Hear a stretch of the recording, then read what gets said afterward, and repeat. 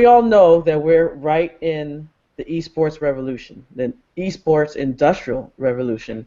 And what's really amazing is that you have industries coming in, everybody's here to make a lot of money. You have people that are all vying to get that money. I mean, you have gambling now getting their piece of the action, and everyone's vying to try and make their fortune. But what happens when there's so many people out there not having a chance to get that piece? You know, everyone wants to be able to get in there and make their mark, and you have gamers trying desperately to be able to get that piece. And, you know, people are now looking for some way, some chance to be able to make their fortune.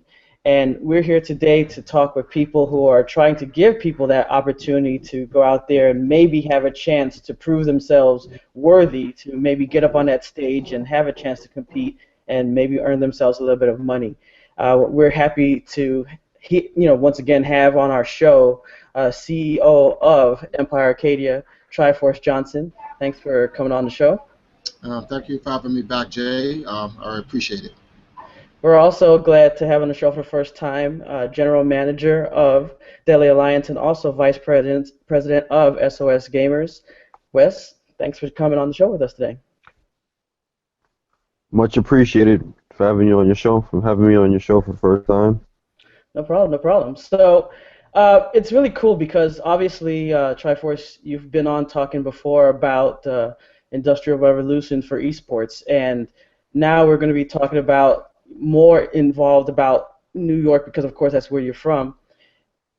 In the article on PDP, you were talking about bringing together gamers coming from, you know, the tri-state area, and you're talking about bringing together a bunch of people who, you know, just not getting that representation.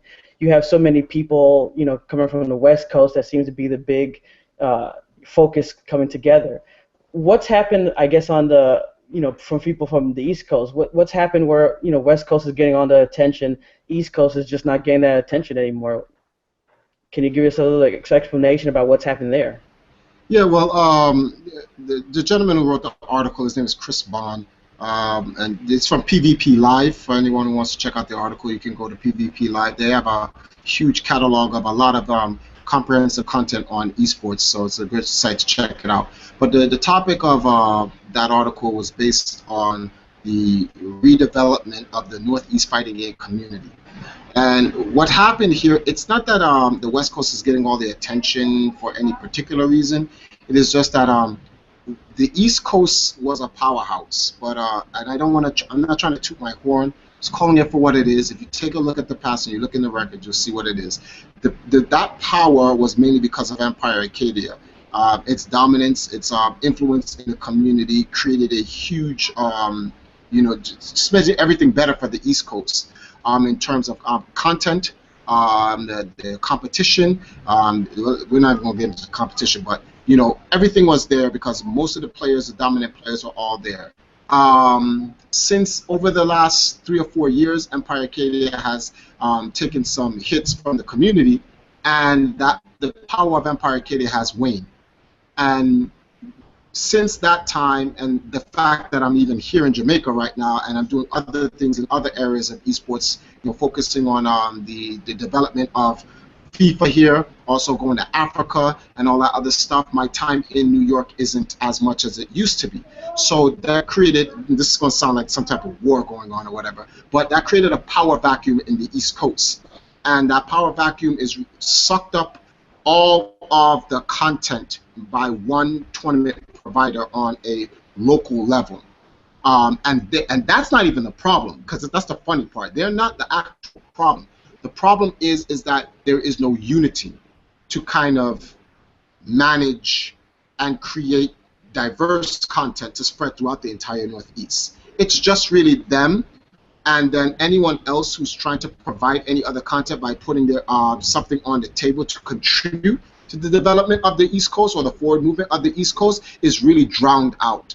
So, you know, guys like Jonathan Farley, who's called Bum, guys like Bifuteki, guys like Jaxo, guys like Shock, and other tournament organizers out in Ohio, out in Virginia, Maryland, the entire Northeast, they really get drowned out. And and I've seen this has been a problem for quite some time.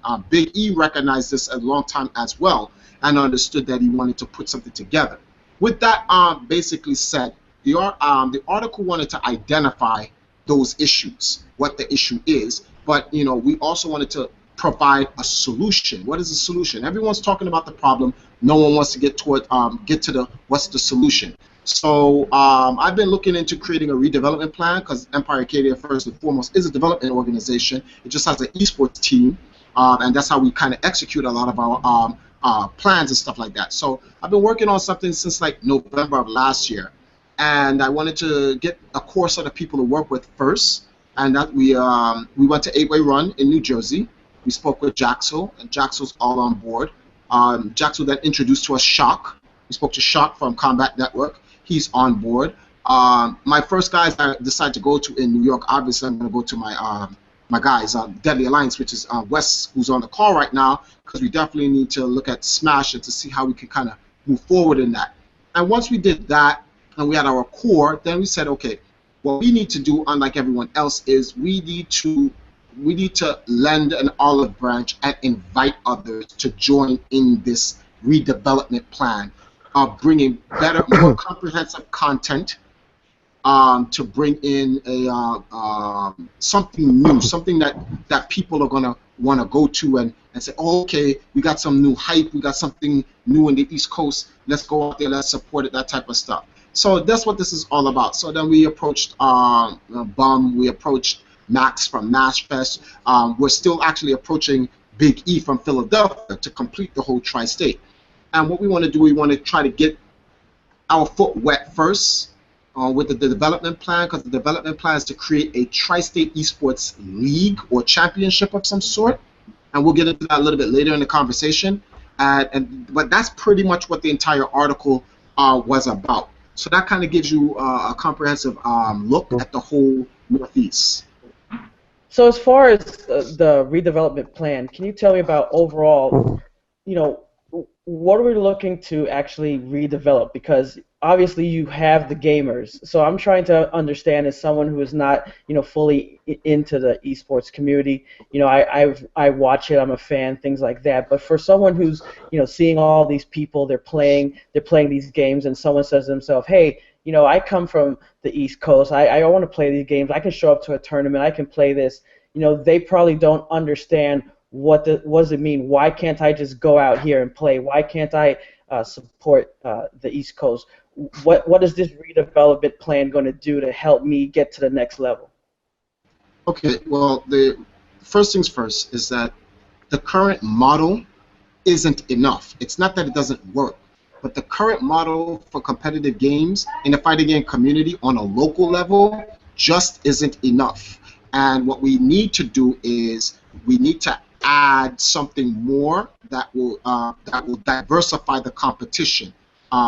People who are watching content, when people watch content, people want options. Not everyone wants to watch a single-player fighting game.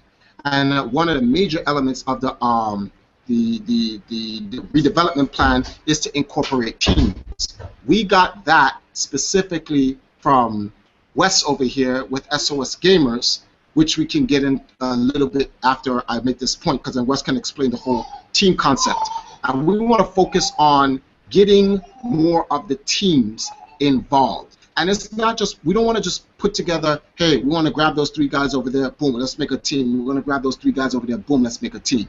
We're in the industrial esports revolution. We're in that age right now. And things need to be uniformed a lot better. The standard has to change. The current standard right now is not good. We need to formulate solid brand teams based on players that represent a particular brand of team that's going to compete in this championship or this league or invitational, whatever we have set for it to go out. That's what we want to do, and we want to have this content consistently available for the community on a weekly basis or whatever time frame that we have, so that people know every week at this time they're going to tune in, they're going to be able to watch a high-level quality match in a particular game from a team format with great production quality added to it. No matter what the turnout is, they're going to watch something good, and that's what this this plan is going to put into action. But I want to turn it over to Wes, and Wes can give you a little background on how the whole team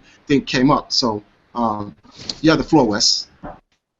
Well, basically, a lot of people don't know. Basically, at SOS Gamers, we're a not-for-profit based out of New York City, and our organization basically dedicates the bridging of the gap of technology and information for low-income residents.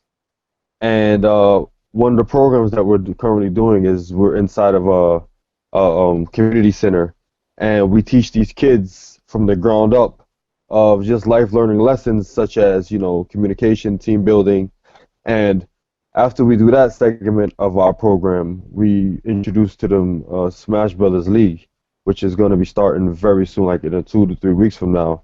And that league is basically going to be a 4v4 teams-oriented league. No 1v1, no singles like your traditional tournaments or leagues, because to us for years we've always basically said to ourselves, why is team always put in the back burner when it comes to fighting games in general? And like Triforce said, we're in the eSports oriented era, and as you know, games like Dota, League of Legends, they get a lot of sponsorship and a lot of visibility is because it's teams. And teams is just something that everyone likes to watch when it comes to sports in general. Basketball, baseball, you know, we have our little exceptions such as boxing and things of that nature, but nothing beats teams when it comes to just sports all across the board. SOS Gamers, like I said, we're doing these things in the community center, and eventually, very soon, we want to branch out to have basically a 4v4 type of gauntlet style oriented type of smasher for, I guess, players outside of our community centers, not kids, but more so pro, you know, have you say, I guess, quote, pro players to come out to our events. So yeah, that's basically what I plan on doing with my organization when it comes to helping redevelop New York City. And that's really interesting, because the idea of having this gauntlet style, where instead of having just, you know, you're usually used to one person coming together, and you can always have one person just show up and say, hey, I have this skill, I think I can do something alone. But you know, like Triforce was saying, it's a different dynamic when you have a team come together, and I think that you can have much more of a community sense when you have a group come together. But the idea of a gauntlet for four people working together, you know, that's something that is old school. It's not something that's brand new. I mean, that's something that's been done like for a long time, right? When did that original concept come together? Well, like I said, ever since the beginning of us holding tournaments, such as, you know, the Gauntlet, started like 2003, 2004, Deadly Alliance, we always like pride ourselves on pushing teams, because, like I said, teams is a very, I guess, as the term, hype type of sport, or hype type of event that people will love to watch. There's never a dry moment in teams. The funny thing about everything is, to me, it's like, I'm surprised no one is doing it yet, because it's one of those things. Is like, why have the thing that kills me is that we watch these 1v1 tournaments, and people that are on the same team, they're like, if everyone wins on that same particular team, they eventually have to fight each other, and I'm like, that kind of doesn't make any sense. Like, you know, for example, players, if they're on like Team Solar Mid, and they enter a Smash like national tournament with like thousands of people. All right, they do all well and, you know, all good and dandy, but then when they get to the grand finals, they gotta fight each other. Like, to me, it's kind of like the ending of like a beat 'em up game, like Street Stage, where the leader asks them, "Oh, who, you know, you gotta fight each other to decide who goes and fight the boss." You know, it's kind of silly. Like, teams, they shouldn't have to fight each other towards the end. So we want to introduce something to where you have to work together, and, you know, the thing is cool is you bring more people together, because they have to work together in order to get the you know, for the same goal, which is to get W. So that's why I like teams. And keep in mind that you have people who they will support teams to make this, to prove this point that in a couple of weeks when we're going to start off with an invitational. There's going to be an invitational. We've already secured a person who's going to stream it. We're going to have a great set of layouts. We're going to start with 4 teams for the invitation. I'm going to host the invitational. It'll be one night. It'll be streamed, and we're going to pick out the 4 top teams in New York. We have an idea, so we'll like 2 teams from New Jersey, 2 teams from New York, and we pretty much have an idea which 2 teams are going to be picked. They're the ones. If you watch any of the Smash Brothers streams in New York or New Jersey, you know who is doing what, who's playing on what. So we're going to have those play out. And then after that, sometime in the summer, going on in the fall, we're going to start a season. And then after that season, then the gauntlet style tournament, which is a 4v4 tournament, will be available for majors. So think of like what the Curly Mustache used to be for fighting game tournaments. You'd have Marvel there, but the Curly Mustache was like a proprietary type of Marvel tournament hosted by Yipes. Well, this will be something hosted by mainly SOS Gamers, because they want to also involve the kids. It's very important to get the kids involved. This is something for the kids to aspire to. So you can even have an amateur league, and the team in the amateur league that wins graduates out of the amateur league, and they can play in the pro league for the teams and things of that nature. So these guys will be running that, and that'll be available. And that's just one of the footprints that that's going to be a part of this Northeast Fighting Game Community Redevelopment Plan. We need to do this for Street Fighter. We need to do this for Mortal Kombat. We need to do this for Pokken. We need to do this for Tekken and any other games that the FGC currently plays right now. Our job is to add a level of dynamic that has not been seen in a while in the FGC, and that's what this plan is. And for all the fighting game haters out there, I have no involvement in the execution of this project. I am simply the architect.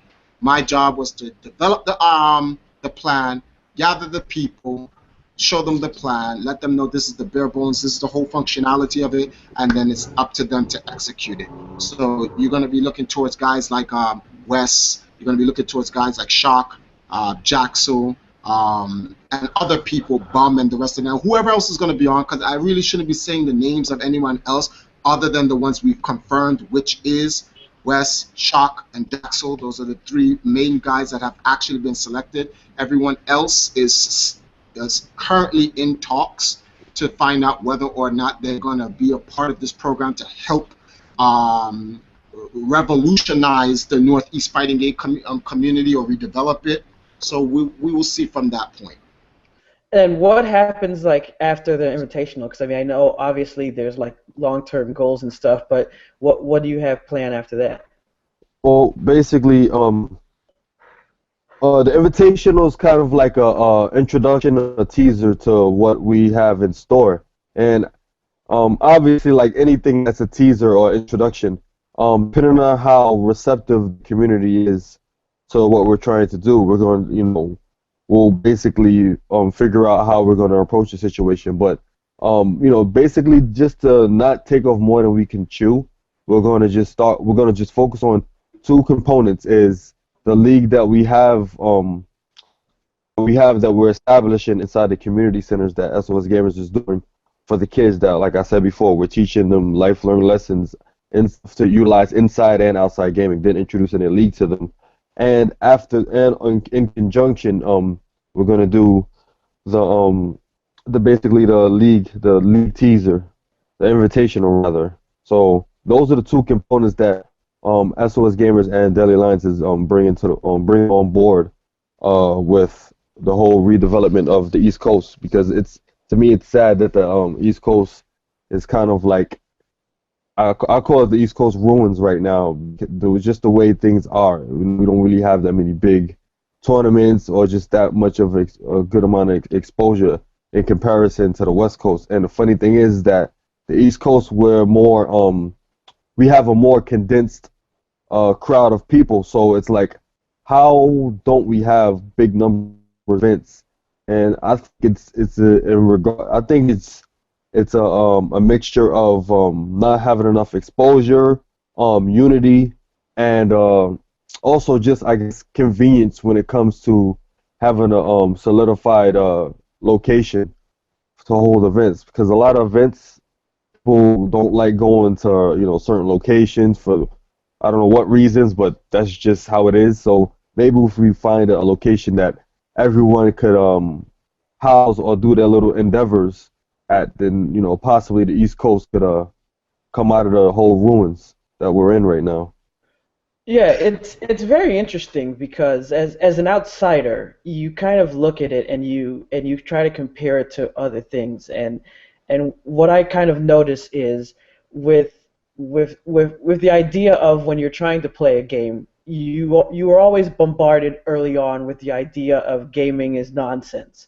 And then when you play a game and you start to make money, or you start to have have an ability to make money, then everyone looks at you and then there's that jealousy. And then someone comes along and they say, hey, you know what? I'm going to try and help you. I'm going to try and get you to a certain point. And then the Mhm. businessmen come in and they say, hey, you know what? That person that helped you out, forget that person. I can get you. It's almost like the music game, like when you see those shows where someone helped you get to a certain point, and then the big money person comes and says, you know what? Forget that person. I'm the big money man. And it's like you almost have to leave and go there. And that's what's happened now, because the people that helped you get to that point, you almost have to go with the big corporate sponsors. And because Yep. it's that business where all the people at the bottom were your friends, you have to go with the corporate sponsors. My question with all that said is, how do you prevent and maybe it's not even West Coast versus East Coast, maybe it's that old fight of the 1% versus the 99%. How do you prevent the one percenters coming in when they say, hey, I you know got what? East Coast is blowing up. Let me come and snatch up your people.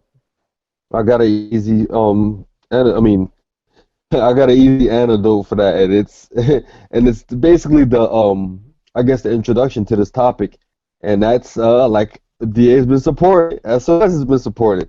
It's everyone just gotta play some teams, man. Everyone gotta learn to play teams inside and outside of video games, and that's the big issue. Everyone doesn't know how to stand their ground. They want to take the first crumbs that they could get, and think that those crumbs could basically they could survive off those crumbs for the long run when that's not even a thing. And it's funny that you bring up this topic is because now the norm on places like Twitter and just social media in general is a gamer a gamer's resume. People are actually sending up pro players, quote unquote gamers resumes, and that's equivalent to just basically players looking for jobs when it shouldn't even be that way. You know what I'm saying? Like if everyone, honestly, I always told this to my inner circle of friends. If everyone just did what they had to do in the crowd that they formed, when it comes to like just utilizing their talents properly, no one has to be, no one will have to just settle for crumbs and hope that they can make it to the next batch of crumbs that they're given. That because that's basically what it is. I see players get dropped from team to team to team to team for no reason when they could have just stayed with whatever team that they formed, or just formed a team with the people that they've been with that they've been struggling with all of these years, and then that's it. And then basically balls on their court, and the people with the big giants, the one percenters that are coming in, they have to just give in or they'll lose. They'll have to go back to the other fields that they were in and just hold that. If not, then they lose. Yeah, it's true. Well, And yeah. I'm sorry, try. Go ahead. there's another side of the entire puzzle, and that's realizing whose game this really is. And people don't understand, and I've understood this before I even started my esports team with Empire Arcadia. This is the publisher's game. Let it be first said on Obsolete Gamers show. This is the publisher's game. The end result is the publishers are going to rule all. That is the end of the game. I have foreseen the end of the game 30 years ago. I don't know how anyone missed this. Whoever's making the games, they run this stuff. What's happening here is that the people who made the game, the publisher who made the games, really didn't understand or realize the industry of of competitive gaming. When publishers started making video games back in the late 50s, 60s, going on 70s, when they used to host video game competitions, it was solely for marketing purposes to help sell their games. It wasn't for the actual sport of it. It wasn't until like 1981, where Walter Day made Twin Galaxies, where it had nothing to do with the game. It was the focus of the sport of it, the promotion of the players, the promotion of the competition, the advertising, all of that stuff. It was solely for that particular thing, the sporting element of it. That is the only thing the gamers can ever own in this. If the gamers believe that they can own the game, they lose. And that's what their problem is when you look at the scene. A lot of these organizations, a lot of these companies or brands in gaming that's trying to kind of do anything with gaming, they're all about the game, but they don't understand that what happens if someone comes and pulls the game from you? It's over. On our side of the, and since we understand it, for us it's about creating brands with services, because that's the one thing we can own.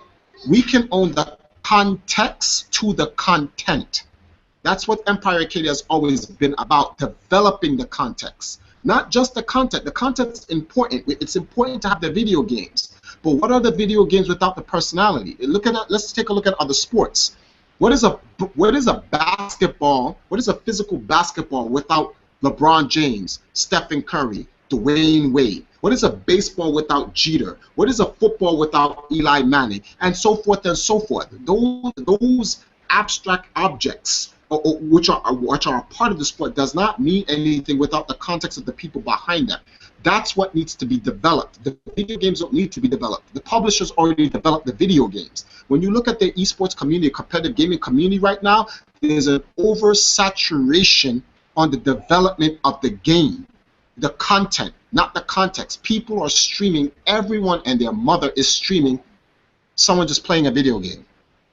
The smart guys are the ones who can stream playing the video game at an entertaining level, and then still provide you some type of complementary context to what they're doing, which is why they have millions of people viewing their streams and doing things of that. And I say all of this because at the end of the day, the people you see fighting over scraps have no ability to add any context to the content. That's why they take the scraps, because they know once you pull the game away from them, they have nothing. So anything presented to them, they're going to just take it, because they know they're talentless. They can't provide anything outside of that. And I know that's kind of hard going, but I'm putting out the reality and the truth behind it. They are talentless. Without those video games, they're nothing. They can't. There's nothing that they can do. They cannot entertain. They cannot inform their audience. They can't do anything for their audience other than play their games. So if you take that away from them,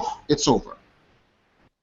Yeah, and of course, I don't want to get too far off, because it's really interesting what's happening here with you guys bringing everything together, trying to unite people, especially in New York and like New Jersey, Philadelphia, and everything like that. But in the PvP article, one of the things I thought was really interesting is when you talked about how bringing out the personalities, the rivalries, because obviously it gets crazy when some people go online and they get too, vitriol, when someone gets too crazy, when people are like sending SWAT teams and all types of crazy stuff.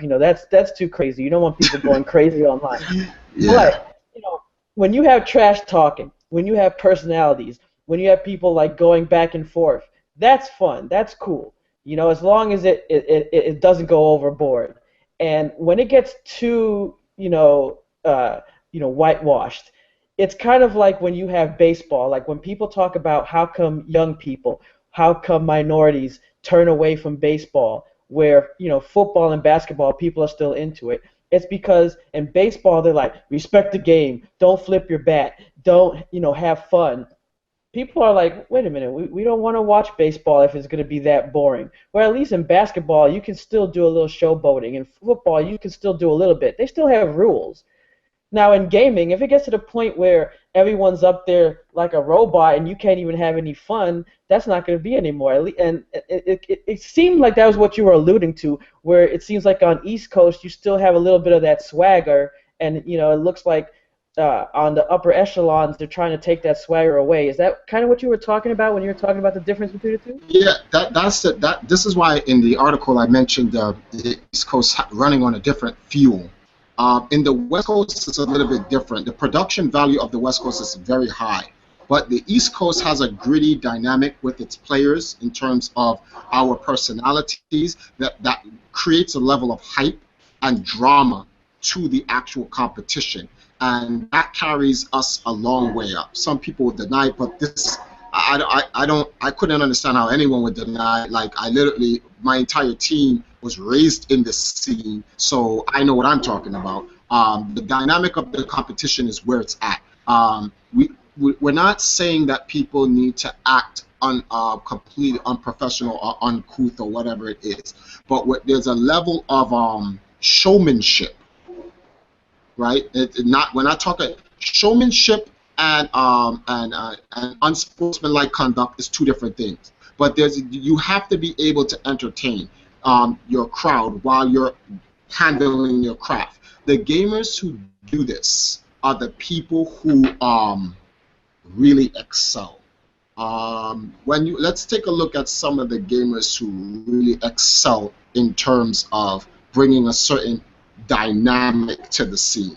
A guy like Mango, right? Mango has a certain persona or personality about him that when he competes, it's just his look, the way he talks and the way he puts his heart into the game, a certain passion into the game that resonates with the crowd that's watching him. So it's not that they're watching Fox.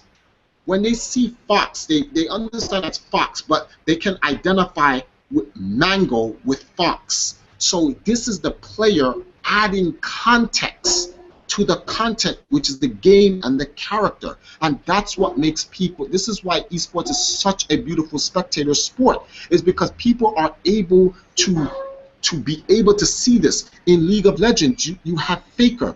Every genre has a player at that level. And those people who know, those managers who know how to cultivate those players and market and those personalities do very well for their esports team. EMP, we had an entire dynastic age where we did that with like an entire stable of guys that were like that. But you know, we have weakened over the time, but we're going to get back to that. And we're going to start with this redevelopment plan. The first thing we need to do is redevelop the entire landscape first before we start redeveloping the context behind it. And that's what you're going to see, and that's what you're going to really see with this this plan that we have. That's awesome. So, as far Wes, as far as you know, links or places where people can go follow you guys, so they can keep up on this. Of course, we're going to put it on the website and also on the YouTube so they can follow it. But can you just hook us up with a couple of links or follow so they can keep track? All right. I'll let Triforce go off first then. Cool. That's a big thing.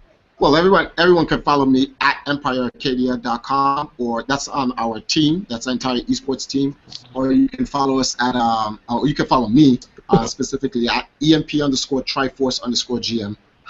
I know it's EMP Triforce GM, but remember to put the underscore between the words. You can always find me there. And then Wes? You basically can follow me at Legendary West 7, unfortunately, because someone stole the first Legendary West. So you can follow me on Twitter at Legendary West 7, or you can follow my team. My team Twitter is called at